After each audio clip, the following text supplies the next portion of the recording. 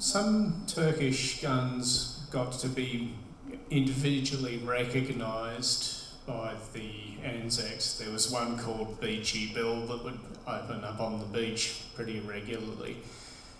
Were there any equivalent recognition of particular Allied guns from the Turkish side?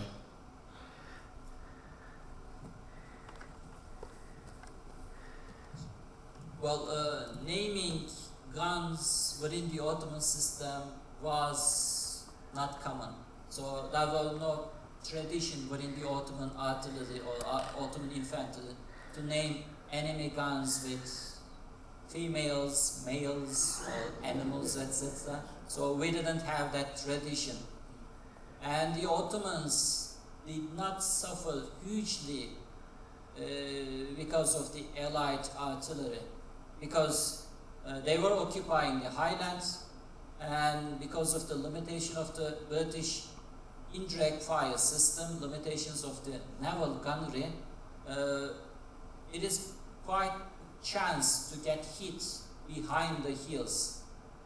The most common technique that the British artillery, especially at Anzac, used was firing shrapnel on top of the gun ridge in order to keep the Ottoman artillery personnel not to be in exposed positions. But the Ottomans also managed to find out solution against this constant shrapnel showers, so it didn't function well. The Ottomans suffer only if they come out of their trenches and conduct attacks or counterattacks. Other than that, the Allied artillery did not create big problems. And in Long Pine, the reason why the Ottoman infantry unable to defend their trenches, because they created covered trenches with heavy pine logs on top of them, and the regiment commander decided to keep most of his soldiers at the front line instead of keeping them behind, believing that the pine logs will be able to protect them. And it actually protect them, but it didn't protect them from sound and the shock, the pressure.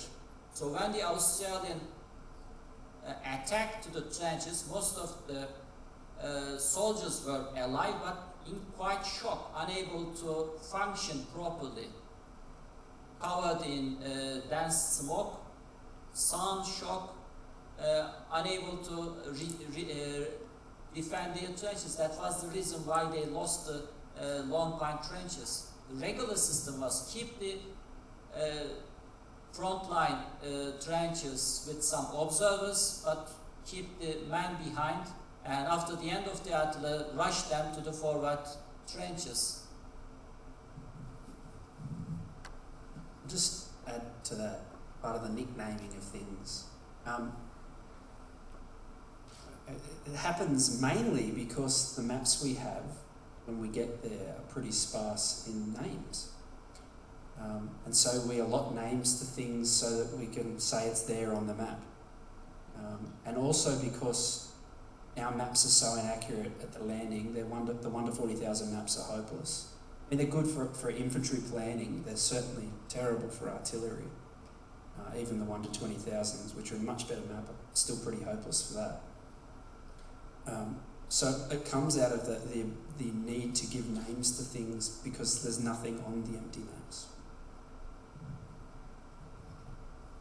Yes, that's right. If you read the war diaries, you'll see that when counter-battery fire is engaged in, all it normally does, if it stops them at all, is stop them for a little while, and then they just restart again. And even as late as September, Hobbs, who was the artillery commander of the 1st Division, is advocating retaliatory bombardment of a section of the Turkish trench in order to stop the Turks firing at a section of our trench. So counter-battery fire wasn't very effective at all. Tim, did you have a question? We'll need a microphone. Thanks. Well, just going back to Lone Pine, why do you think it was that they got the fire plan right there and not right elsewhere?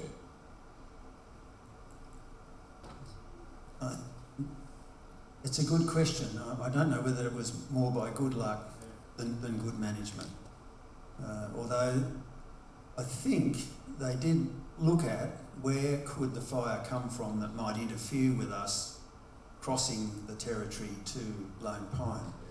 So there were actually guns firing on areas further apart than I showed on that map, because they had guns firing as far as the neck and the chessboard, because that was within their zone, and it would have, I think that was even a bit far away though, but it created a sort of a barrage effect along the whole front that disconcerted probably, and in a sense disguised where the actual point of attack was for a while.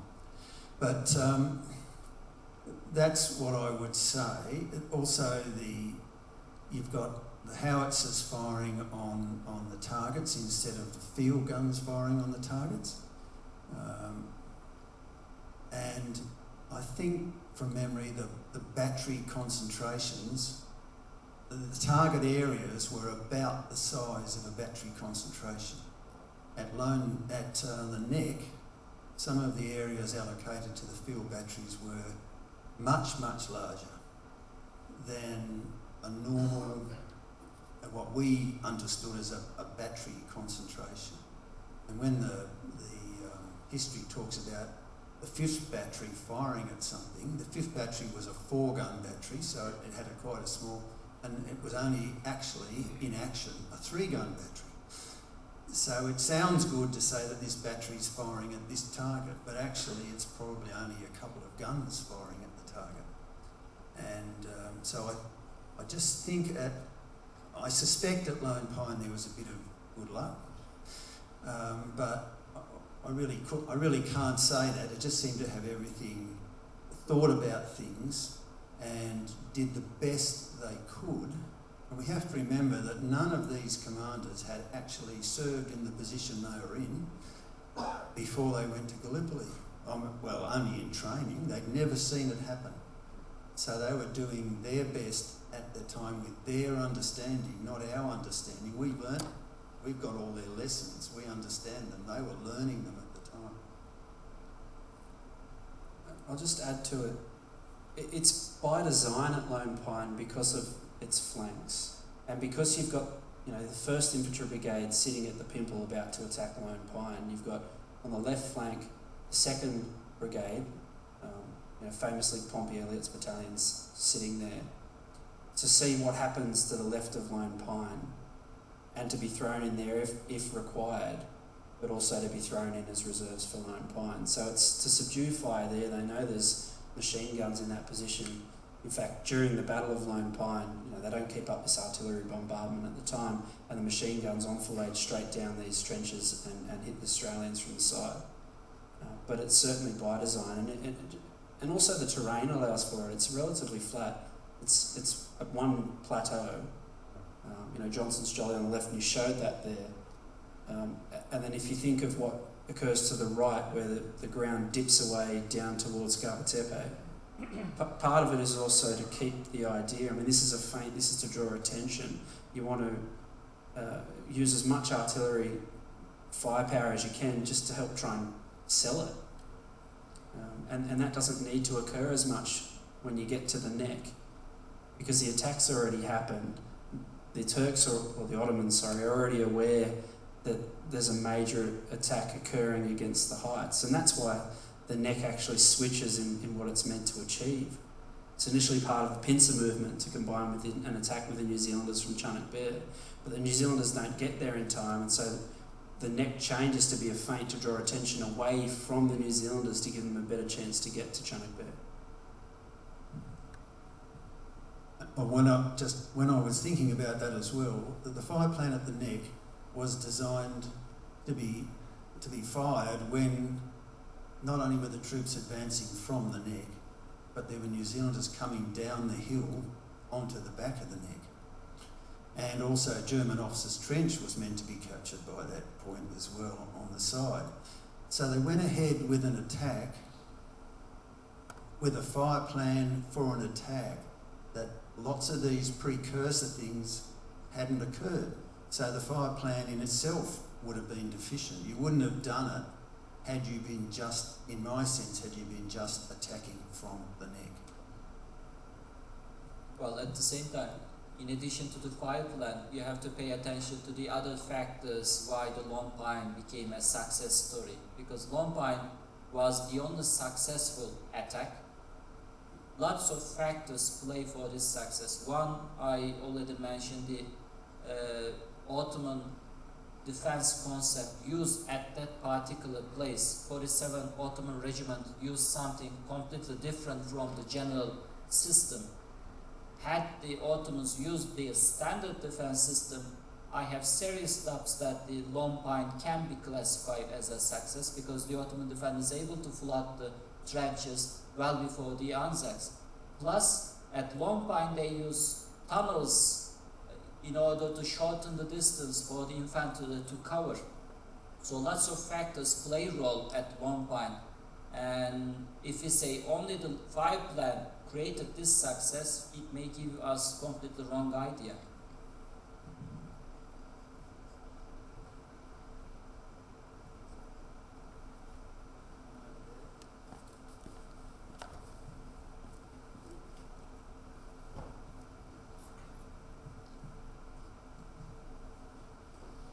I guess a question for the whole panel.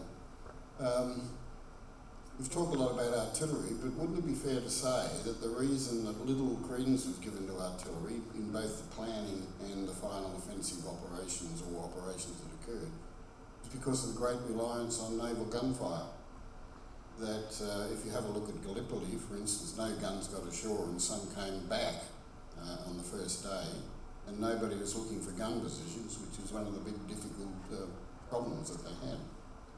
And wasn't there an over-reliance on naval gun fire rather than artillery?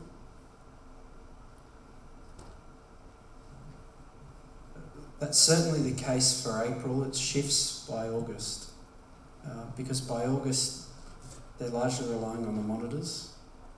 You know, the battleships are called back for the August offensive. They're happy to, Navy's happy to risk battleships when it's worth risking them.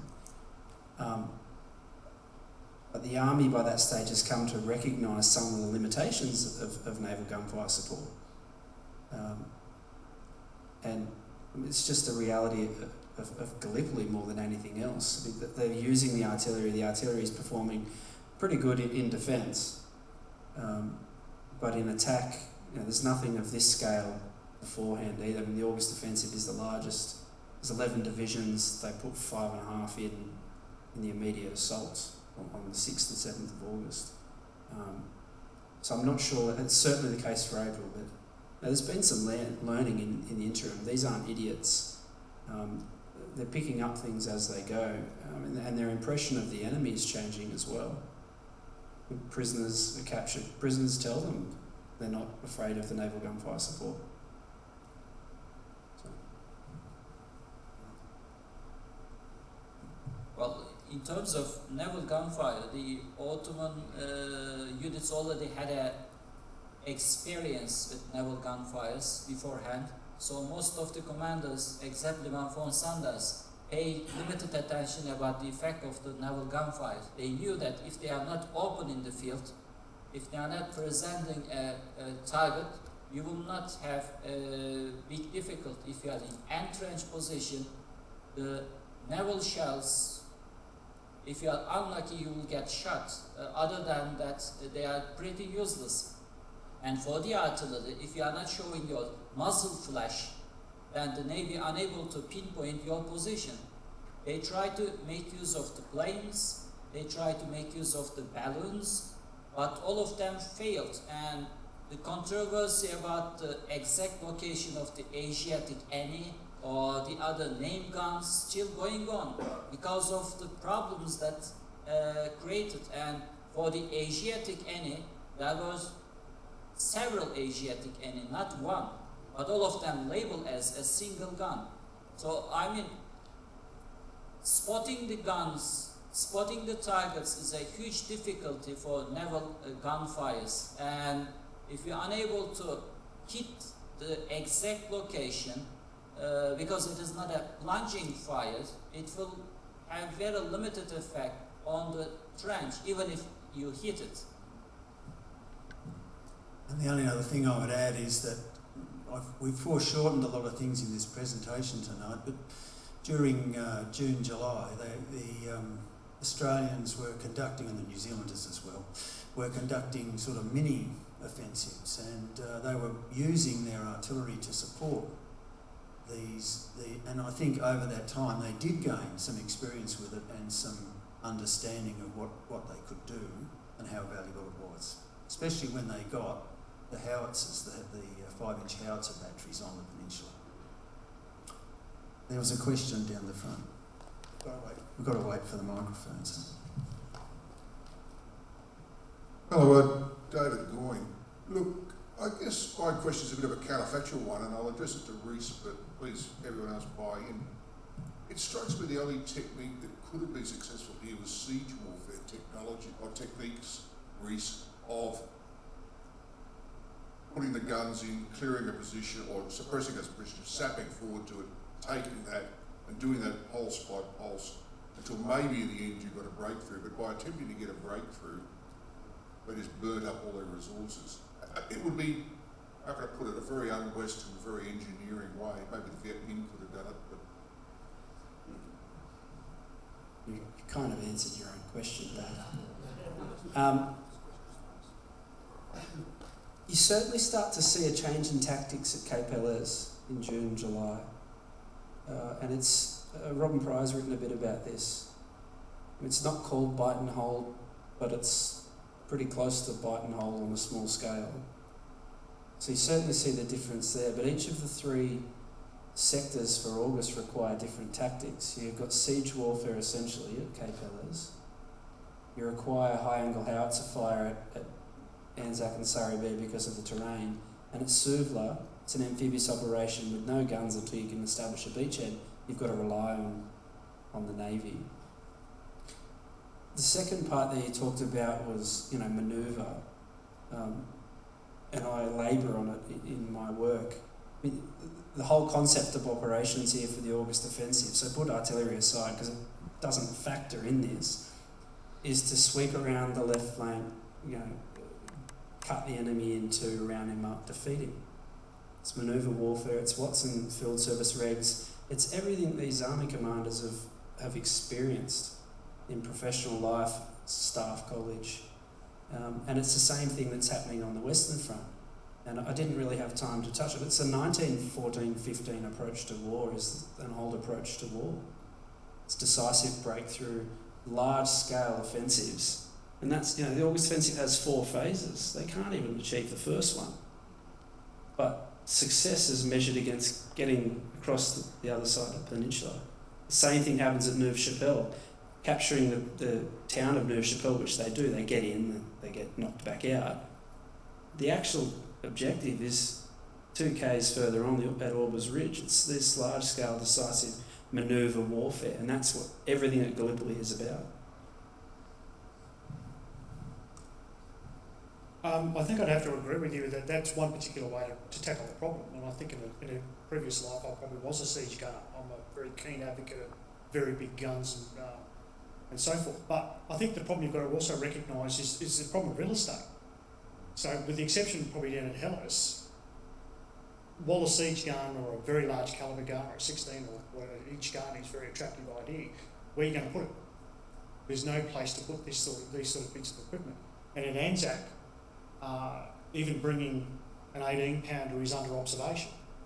So the enormous logistic effort of getting these sort of equipments ashore, and remember, was it the 9.2? It came in 3 loads, each weighing over a tonne. So, while again attractive ideas, but they're just logistically impossible. I think the other one you've got to remember too is that this was always a Royal Navy idea. So, this was a Royal Navy operation that started back in the December of the previous year. And so the MEF wasn't formed till I think about a month before they actually landed. So getting those pieces of equipment assembled in the right spot in the right time and then getting them ashore is just too big an ask.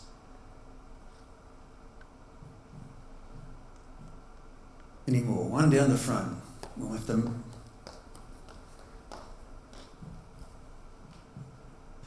One for this, Paul. You were talking about indirect fire being in its infancy in the British and Commonwealth forces, and the guns were obsolete and inaccurate. But on the other side of the technical aspects, what was starting to come in?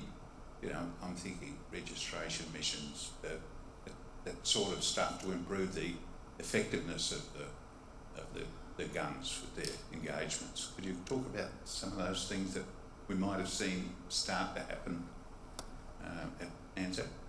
I think, sir, what I've been reading and what I've been seeing is the distinction between the field arm, typified around the 18-pounder, and then the garrison / siege arm of artillery.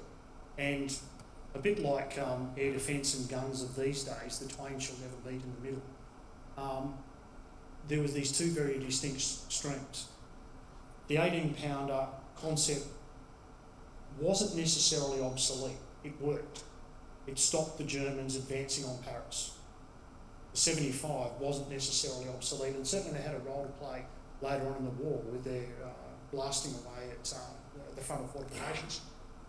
What I read and what I see is a coming together of those two streams, of the field guns and the heavier siege artillery, and the exchange of ideas.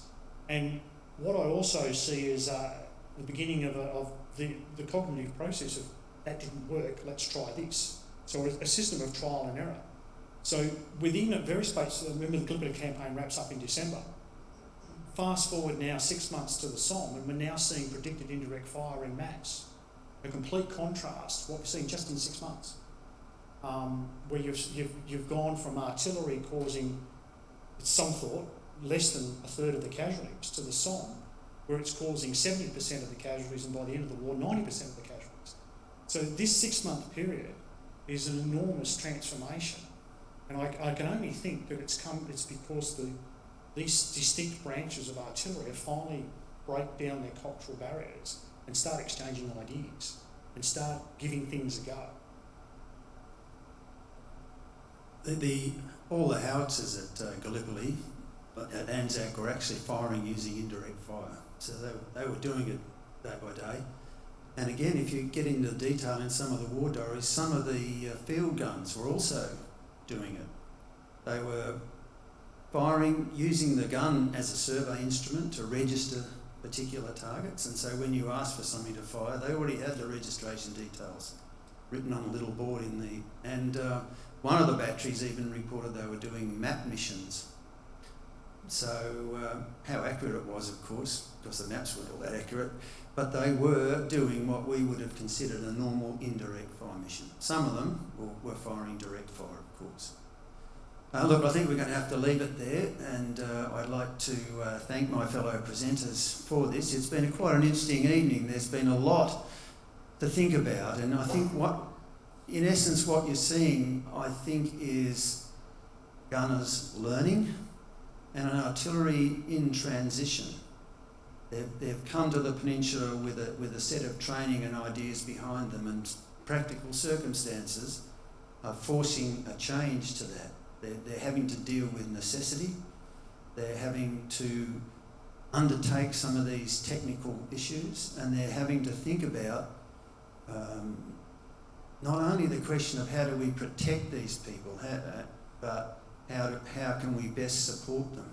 And as I said before, I think some of the lessons that are old hat to us were things that they had to learn by trial and error, and that's where we've got to.